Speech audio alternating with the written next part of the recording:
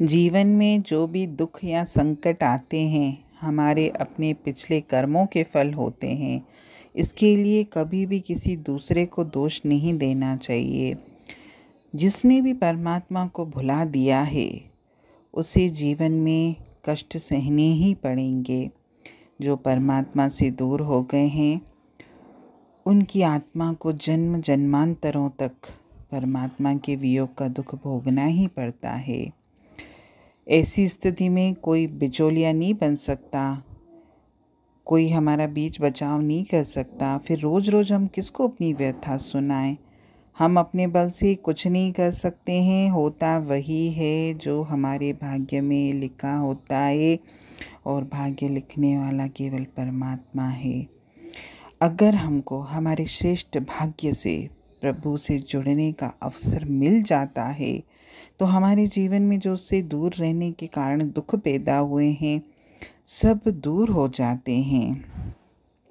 इसीलिए बार बार कहा जाता है कि सत्संगों से, वाणियों से, परमात्मा से जुड़ने के साधन करिए ताकि आपके जीवन की सारी चिंताएं दूर हो जाएं।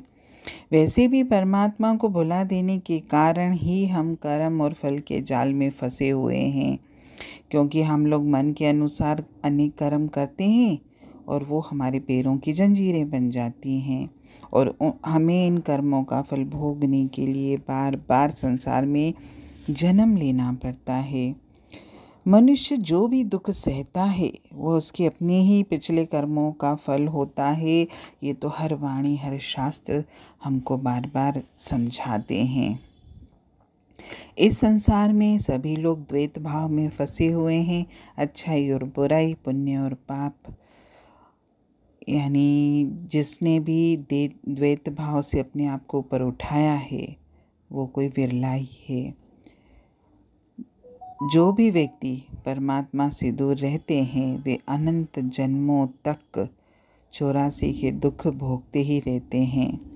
जिन मायामय भोगों को वे मीठा और स्वादिष्ट समझते हैं वे क्षण भर में कड़वे और दुखदायक हो जाते हैं। ये तो आप वाणी की बात मत सुनिए, अपने जीवन में प्रत्यक्ष अनुभव करिए कि जो संसार के भोग मुझे मीठे लगते हैं एक दिन वही मीठे भोग मुझे कड़वे और दुखदायी प्रतीत होते हैं। जो भी भोग जीव को सुखदायक प्रतीत होते हैं वास्तव में वो जहरीले और विनाशकारी हैं। इसीलिए बार बार कहा जाता है कि भोगों से दूर रहिए, क्योंकि मनुष्य ये समझता है कि वह भोगों को भोगता है, लेकिन वास्तविकता तो ये है कि भोग उसे भोगते हैं। अफीमची समझता है कि वह अफीम खाता है, परंतु वास्तव में अफीम उसे खा जाती है। शराबी समझता है कि वह शराब पीता है, लेकिन सच्चाई ये है कि शराब उसको पी जाती है। जिस प्रकार सुहागा सोने को ढाल देता है उसी प्रकार काम और क्रोध काया को गला देते हैं। काम, क्रोध, लोभ, मोह, अहंकार सुखदायी होने के बजाय जीवात्मा के शारीरिक, मानसिक तथा आत्मिक विनाश का कारण होते हैं।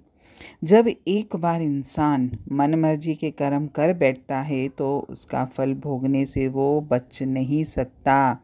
धर्मराज के दरबार में कोई बीच बचाव करके उसे छुटकारा नहीं दिलवा सकता। अपने ही किए हुए कर्मों के अनुसार जो प्रारब्ध विधाता लिख देता है उसको कोई नहीं टाल सकता।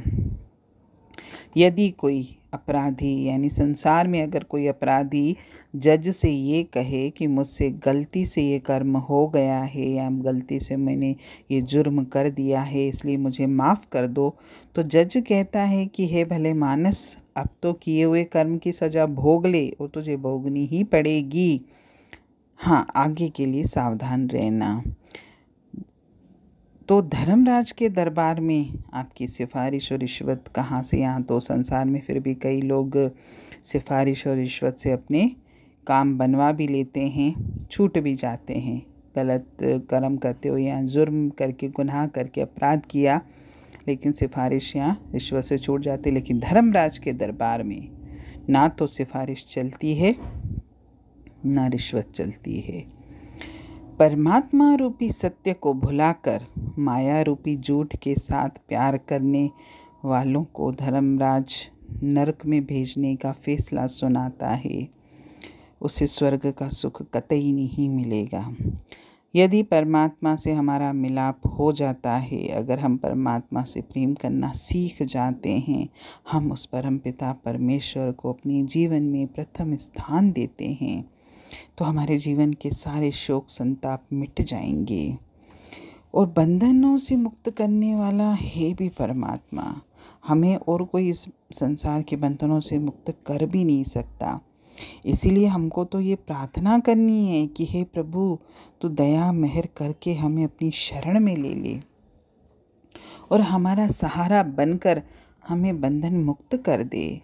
और जिनको भी सत्संग मिल जाता है, सत्य का संग मिल जाता है, वाणी मिल जाती है, प्रभु का प्रेम मिल जाता है, वो तो वैसे भी शोक संतापों से, दुखों से मुक्त हो जाता है। परमेश्वर की भक्ति अगर हम करते हैं तो परमात्मा भी हम पर दया करते हैं और हमें अपने साथ मिला लेते हैं, हमें अपने जैसा बना लेते हैं। पर शर्त यह है कि वाकई हम सच्चे हृदय से उसकी भक्ति करते हैं, क्योंकि ऊपरी दिखावे की भक्ति और सच्चे हृदय की भक्ति में बहुत अंतर है। जीव की सारी चिंताएं मिट जाती हैं अगर उसे परमात्मा के स्वरूप के दर्शन हो गए, उस परमपिता परमात्मा को उसने अनुभव कर लिया।